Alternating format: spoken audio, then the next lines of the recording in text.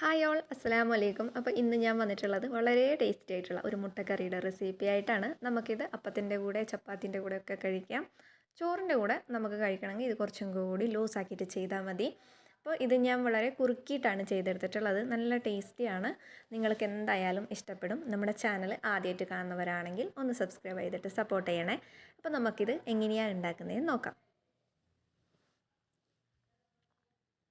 അതിന് വേണ്ടിയിട്ട് ഞാനിവിടെ അടുപ്പത്ത് ഒരു പാത്രം വെച്ച് കൊടുത്തിട്ട് അതിലേക്ക് ഞാൻ സൺഫ്ലവർ ഓയിലാണ് ഒഴിച്ചു കൊടുത്തത്. ഗീ വേണമെങ്കിൽ ഒഴിച്ചു കൊടുക്കാം കേട്ടോ. എന്നിട്ട് അതിലേക്ക് ഒരു സ്പൂണ് ഇഞ്ചി തൊലിയൊക്കെ കളഞ്ഞിട്ട് ചെറിയതായിട്ട് അരിഞ്ഞിട്ടിട്ട് കൊടുത്തിട്ടുണ്ട്.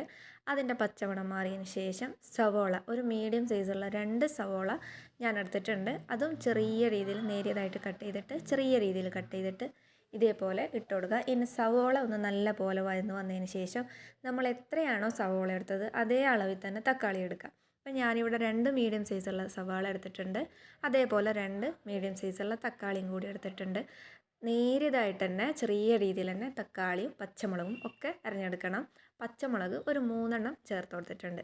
ഇനി ഇതെല്ലാം നല്ലപോലെ തക്കാളിയൊക്കെ വെന്തിട്ട് നല്ലപോലെ വഴന്ന് വന്നതിന് ശേഷം ഒരു കഷ്ണം പട്ട, 2 ഏലക്കായി, 2 ഗ്രാമ്പു ഇത്രയും കൂടി ചേർത്തിട്ട് ഒന്ന് മിക്സ് ചെയ്തെടുക്കുന്നുണ്ട്. ഇനി ഇതിലേക്ക് ഒരു 1/2 ടീസ്പൂണ് മഞ്ഞൾപ്പൊടിയും 2 ടീസ്പൂണ് ഗരം മസാലയും ചേർത്തിട്ട് ഇതിൻ്റെ പച്ചമണം മാറി വരുന്നവരെ ഒന്ന് ഇളക്കി കൊടുക്കുന്നുണ്ട്. നമ്മൾ ചേർക്കുന്ന ഇഞ്ചിയും സവോളയും പച്ചമുളകും തക്കാളിയും എല്ലാം കൂടി ചെറിയ രീതിയിൽ തന്നെ കട്ട് ചെയ്യാൻ വേണ്ടിയിട്ട് ശ്രദ്ധിക്കണം കേട്ടോ. ഇനി ഇതിലേക്ക് ഞാൻ ചേർക്കുന്നത് മല്ലിയിലയാണ്. കുറച്ച് മല്ലിയില ഇതേപോലെ ചെറിയ രീതിയിൽ തന്നെ കട്ട് ചെയ്തിട്ട് ഇട്ട് കൊടുക്കുന്നുണ്ട്. ഇനി മല്ലിയിലയും കൂടി ഒന്ന് മിക്സ് ചെയ്തെടുക്കാം.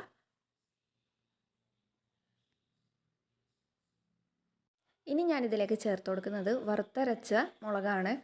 മുഴുവനായിട്ടുള്ള മല്ലിയും മുളകും കൂടിയിട്ട് നല്ലപോലെ വറുത്തിട്ട് അരച്ചെടുത്തതാണ്. ഞാനിത് ഫ്രിഡ്ജിൽ സൂക്ഷിച്ചിട്ടുണ്ടായിരുന്നു. അപ്പോൾ ഞാൻ ഇതിൽ നിന്ന് ഒരു 3.5 സ്പൂണോളം ചേർത്ത് കൊടുക്കുന്നുണ്ട്. നിങ്ങൾക്ക് വറുത്തരക്കുമ്പോൾ മല്ലിയുടെയും മുളകിൻ്റെയും അളവൊക്കെ വേണമെന്നുണ്ടെങ്കിൽ ഒന്ന് ചോദിച്ചാൽ മതി. ഞാൻ കമൻറ്റ് ബോക്സിൽ റീപ്ലൈ തരുന്നതായിരിക്കും. അപ്പോൾ ഇതൊരു 3.5 സ്പൂണോളം ചേർത്തിട്ട് ഇതൊരു 2 മിനിറ്റ് നേരം ഞാൻ നല്ലോണം ഇതിൻ്റെ പച്ചമണമൊക്കെ ഒന്ന് മാറാൻ വേണ്ടിയിട്ട് നല്ലപോലെ ഒന്ന് വഴറ്റി കൊടുക്കുന്നുണ്ട്.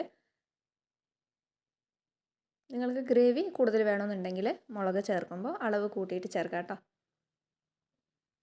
ഇനി ഇതിലേക്ക് നമുക്ക് ഗ്രേവിക്ക് അനുസരിച്ചിട്ടുള്ള വെള്ളം ചേർത്ത് കൊടുക്കാം. അപ്പം ഞാൻ ആദ്യം കുറച്ച് വെള്ളം ചേർത്തിട്ട് നല്ലപോലെ ഒന്ന് മിക്സ് ചെയ്തിട്ട് ആവശ്യത്തിന് ഉപ്പും കൂടി ചേർത്തിട്ട് ജസ്റ്റ് ഒന്ന് ചൂടാക്കി എടുത്തിട്ടുണ്ട്. ഇനി വീണ്ടും കുറച്ചും കൂടി വെള്ളം കൂടി ചേർക്കുന്നുണ്ട്. കുറച്ചും കൂടി വേണമെന്ന് തോന്നി. അപ്പോൾ നിങ്ങൾക്ക് ഗ്രേവിക്ക് അനുസരിച്ചിട്ടുള്ള വെള്ളം ചേർത്ത് കൊടുക്കാം. ഇതിപ്പോൾ ഞാൻ ചേർക്കുന്ന വെള്ളം ഏകദേശം ഞാനിവിടെ 1/2 കപ്പ് വെള്ളമാണ് ചേർത്ത് കൊടുത്തിട്ടുള്ളത്. എന്നിട്ടും എൻ്റെ ഗ്രേവി നല്ല പോലെ കുറുകിയിട്ടാണ് ഉണ്ടായിരുന്നുള്ളത്. അപ്പോൾ നിങ്ങൾക്ക് നല്ല ലൂസിൽ വേണമെന്നുണ്ടെങ്കിൽ ഒരു കപ്പൊക്കെ ചേർത്ത് കൊടുക്കാം കേട്ടോ. ഇനി ഇതിലേക്ക് ഞാൻ 3 മുട്ട പൊട്ടിച്ചൊഴിച്ച് കൊടുക്കുന്നുണ്ട്. ഞാൻ ഇതുപോലെ ഇതിൻ്റെ മഞ്ഞയൊന്നും ഉടയാതെ രീതിയിലാണ് പൊട്ടിച്ചൊഴിച്ച് കൊടുത്തിട്ടുള്ളത്. ഇനി ഇതിൻ്റെ ഒരു ഭാഗം വെന്തതിന് ശേഷം നമുക്കിതൊന്ന് തിരിച്ചിട്ട് കൊടുക്കാം. എന്നിട്ട് മറ്റേ ഭാഗവും കൂടി വെന്തതിന് ശേഷം നമുക്ക് നമ്മുടെ ഫ്ലെയിം ഒന്ന് ഓഫ് ചെയ്യാം. അപ്പോൾ ഈ കറി എന്ന് പറയുന്നത് നല്ല ടേസ്റ്റുള്ള വറുത്തരച്ച മുളകായതുകൊണ്ട് തന്നെ എരിവും ടേസ്റ്റും ഒക്കെയുള്ള ഒരു കറിയാണ്. അപ്പോൾ എന്തായാലും നിങ്ങൾ മസ്റ്റായിട്ട് ട്രൈ ചെയ്ത് നോക്കുക.